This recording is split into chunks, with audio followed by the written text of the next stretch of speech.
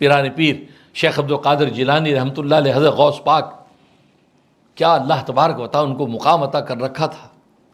خود فرماتے ہیں قدم علی رقاب الاولیاء، میرا قدم اولیاء اللہ کی گردنوں پر ہے۔ اللہ نے ولایت و معرفت کا وہ مقام، اتنا بڑا غوث اعظم آج تک نہیں آیا۔ حضرت غوث پاک، ان کی خانقاہ میں لنگر چلتا ہے، ہزاروں لوگ آ رہے ہیں، کھا رہے ہیں، ایک دنیا بظاہر کوئی اسباب ہے نہیں، وسائل ہے نہیں، لیکن اتنا وسیع دسترخوان۔ تو وقت کے بادشاہ نے دیکھا، کہا کہ اتنی خانقاہ کے اندر اتنی مہمان نوازی ہے، اتنے اللہ کے درویش آتے اور کھاتے ہیں، لیکن اس سورس بظاہر کو نظر نہیں آتا، اس خانقاہ میں ہدیہ دینا چاہیے۔ تو وقت کے بادشاہ نے پرچے پہ لکھ کے بھیجا کہ آپ کی خانقاہ کا بڑا خرچہ ہے، ہزاروں دنیا آتی ہے اور کھاتی ہے، صبح شام لنگر چل رہا، لا الہ کے نعرے لگ رہے ہیں، میں چاہتا ہوں نیمروز ایک علاقہ ہے میرا، وہ پورا کا پورا علاقہ میں وقف کرتا ہوں خانقاہ کے لیے، اس کی فصل، اس کی کاشتکاری، اس کے پھل فروٹ، سارا خرچہ اخراجات جو منافع آپ خانقاہ پہ خرچ کریں۔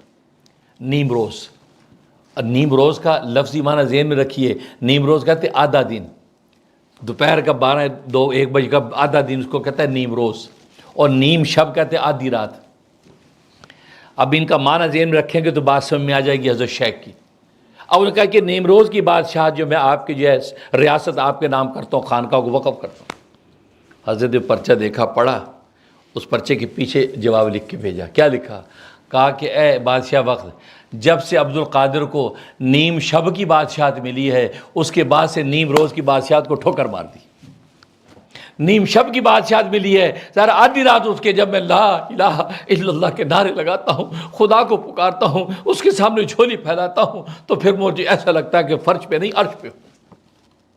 جب اللہ پھر میرے لیے خزانے کھولتا ہے، پھر خلق خدا کہاں سے یہ خزانے خدا کے آ جاتے ہیں۔ جب سے نیم شب کی بادشاہت ملی ہے، نیم روز کی بادشاہت کو ٹھوکر مار دی۔ یہ ہے یاد میں تیری سب کو گرا دوں، تجھ سے فقط فریاد رہے۔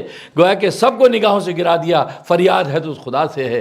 ظاہر ہے کہ جب اس راضی کو رات کو پکاریں گے، جیسے حضرت علی مرتضیٰ رضی اللہ تعالیٰ عنہ باب العلم والقضاء فرماتے ہیں، اے لوگو راضی کو رات کے وقت میں پکارنا سیکھ لو، اس راضی کو منانا سیکھ لو، صبح کو رزق دروازے پہ تمہارا انتظار کرے گا۔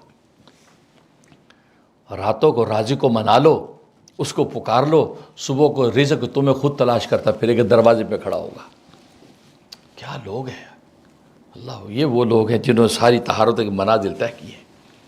ان کے واقعہ سن کے ایمان ہمارا روشن اور تازہ ہو جاتا ہے، اور حقیقت ایمان کا عالم کیا ہوگا۔ تو یہ طہارت، تو گویا کہ طہارت روح کیا ہے؟ اللہ کے غیر سے اپنے آپ کو پاک کر لینا، اللہ کے غیر سے۔ اللہ کا غیر دن سے نکل گیا، اللہ ہی ہے، نگاہ اٹھائے تو خدا، پکارنا تو خدا کے سامنے، گرنا خدا کے سامنے، کچھ کرنا ہے تو خدا کے لیے، اللہ کے غیر کا کوئی تصور نہیں۔ یہ طہارت روح کی پاکی۔